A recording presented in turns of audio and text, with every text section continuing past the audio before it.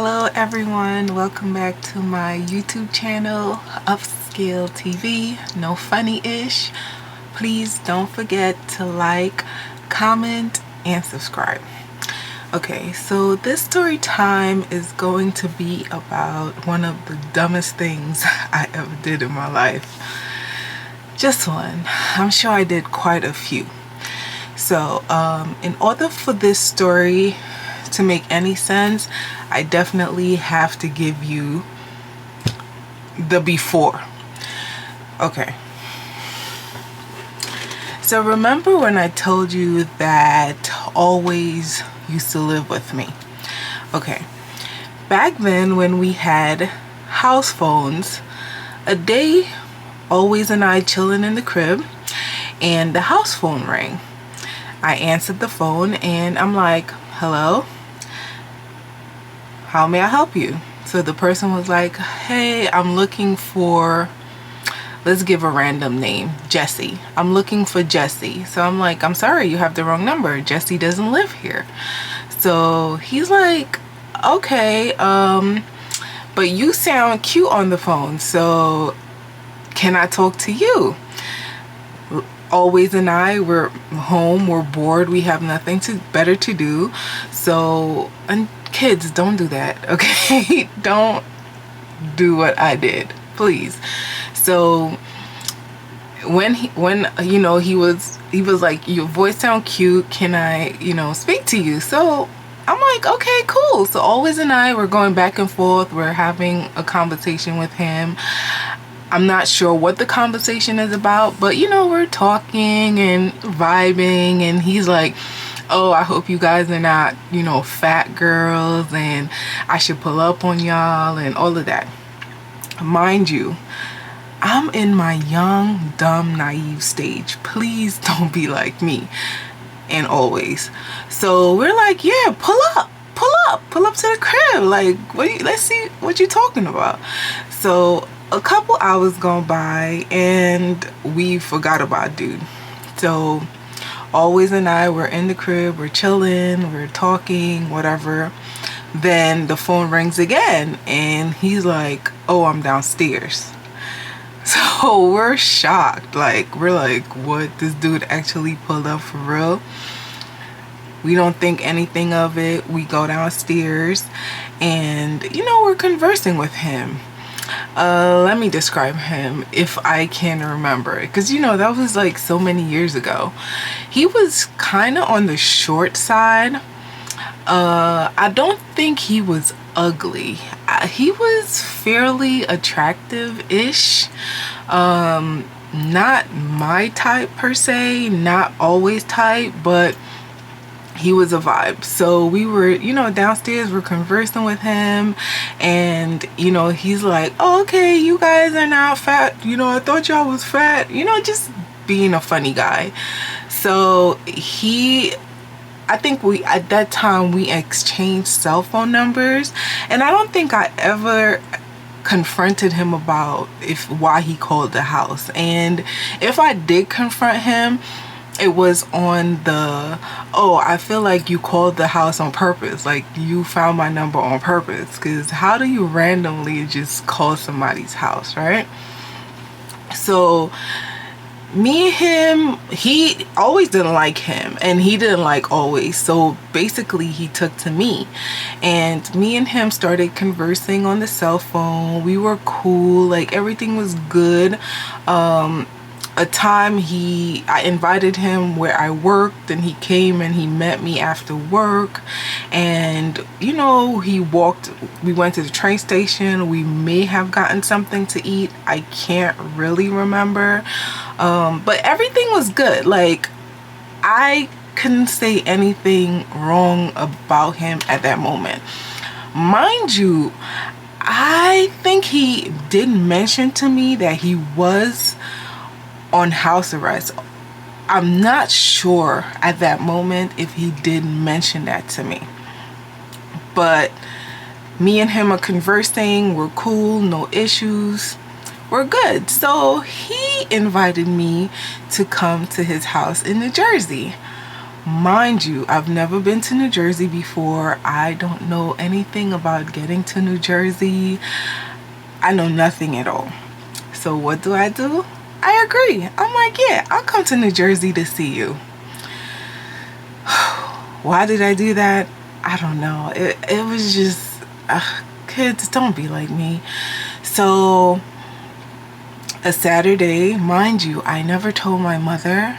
I told always, I think I told new best friend. I think I told her that I was going to see this guy, but I didn't tell my family or any, apart from these two. So I remember exactly what I was wearing. I was wearing this floral dress. It was like a halter dress, so it tied in the neck, and I had on some sandals. I think I had my hair in a ponytail, but I could be wrong. So I went to 42nd Street or 34th Street, wherever the Amtrak is, and hopped on the Amtrak and headed to New Jersey. When I got to New Jersey, I had to take a taxi to his house. So proceeded to do that, took a taxi, went to his house. When I went to his house, he was there alone. I believe he was there alone. I can't remember if he lived with his sister. I think he did say he lived with his sister. I can't remember which part of New Jersey or what the house looked like, because it was so long ago. I don't remember those infinite details, but I remember I went to his house and he did order pizza for us.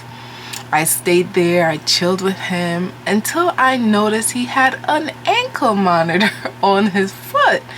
So I'm like, dude, you have an ankle monitor? Like, mind you, my understanding of why people had an ankle monitor back then was limited. I'm like, I know you had to commit like a serious crime in order for you to get an ankle monitor, but you couldn't quote me on that. So I noticed he had an ankle monitor. I think he mentioned that he was on house arrest for a crime he committed. I'm not sure if it was manslaughter or robbery. I can't remember exactly the exact details of why he was wearing that ankle monitor. But mind you, I was definitely scared at that moment, because I'm like, oh my goodness, like, I'm here with this guy.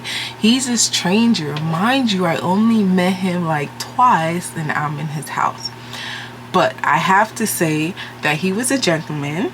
He never forced me to do anything, and we didn't do anything. Like, nothing happened. I was there, I chilled, we ordered pizza, we may have spoken, gotten to know each other, but right there I made up my mind that, you know what, I am not talking to this dude. It's not happening. So after that, I left, took a taxi back to the train station. I believe he paid for it. I can't remember if he did or not, and came back to New York. Now, you would think that's where the story ends, but no, it doesn't. So time passes.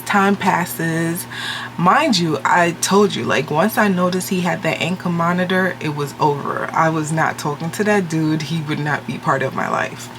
So I get a phone call, and the phone call is from a girl. I don't know the number, but when I answer the phone, it's from a female, and she's like, hey, are you No Funny-ish? And I'm like, yeah, this is No Funny-ish. And she's like, oh, I want to tell you that I'll give him a name, let's say Tommy. I want to tell you that Tommy is at Rikers and he wants you to come see him. So I'm like, what? He wants me to come see him at Rikers? Like, I've never been to Rikers before. So why does Tommy want me to come see him at Rikers? Like, we don't even have anything solid or concrete, or like, why me of all people he wants to come see him at Rikers? Mind you, at that time, Fast and Furious, like, I'm outside. I'm probably around 19, 20-ish. So I'm outside. I'm down for the experience. So Tommy ended up calling me from Rikers, and he's like, my cousin is coming up to see me, so you can get a ride with my cousin, and you know, he'll take you back home, whatever the case may be. So I'm like, oh cool, like no biggie. I'm thinking that, okay, Tommy and I Tommy's cousin and I'm just gonna call him cousin. So cousin and we're just gonna go to Rikers and we're gonna visit with Tommy, and after, you know, I'll go back home. So, and he said that we should leave early. So we're going to Rikers about 10-ish, around that time, because Tommy's cousin had to go to work. So he's like, he can't be there all day. So I'm like, cool, no problem. Mind you, I'm not telling my parents that I'm going to Rikers. I'm not telling them any of this. This is a secret. I don't think I even told Always that I was going to Rikers. So I may have told her, but I can't remember. So I got up that morning, you know, I remember what I had on. I had on a blue tank top and some jeans. Mind you, I had no idea that Rikers wasn't allowing you to go there with, you know, tank tops and stuff like that. I've never been to Rikers. I don't know anybody at Rikers. So cousin picks me up and we head to Rikers. It's a process. If you've never been to Rikers, you know, when you can't drive in on Rikers. There's a parking lot. You park your car there, and there's a bus that takes you to Rikers. So then you need to hop on the bus. You go to Rikers. Then there's a whole process that you got to go through. When we got to the jail, I couldn't go in with the tank top, so they gave me like a white t-shirt to put over my tank top. Mind you, I left my wallet, keys, everything in cousin's car. Cousin told me while we was on our way there, he wasn't visiting with Tommy. His sister was on Rikers, so he would go see his sister, and then, you know, we would meet back up in front of, you know, where the bus is, to head back to the bus so he could drop me off. Cool, that's the plan, right? So I go through security, everything, got to the waiting area. They bring Tommy out to meet me. So Tommy comes, Tommy and I were conversing, we're talking. I'm probably asking him, why is he there? And, you know, when is he coming out? Mind you, I'm not interested in Tommy anymore. I don't even know, like, why I put myself through this, because I don't care about Tommy. I don't want to be with him. Like, I'm not into, like, jailbird. So, but like I said, I was down for the adventure, right? Anything for the adventure. So I visited with Tommy. You know, I can't remember how long we visited for, but when I got out, when I was done visiting, you know, his time was up and I got out, I'm waiting for cousin, and I'm waiting and I'm waiting and I'm waiting and I'm waiting until the last bus is about to leave Rikers, and I can't wait anymore.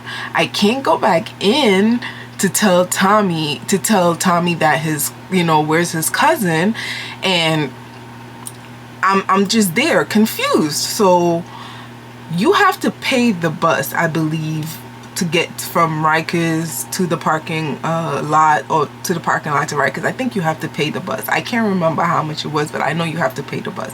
Mind you, I told you guys I left my wallet in cousin's car. Wallet, keys. So I have no money on me.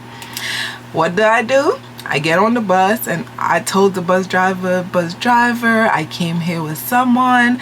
I think they left. I have my keys and my wallet in the car and I don't have no money on me and I need to get home.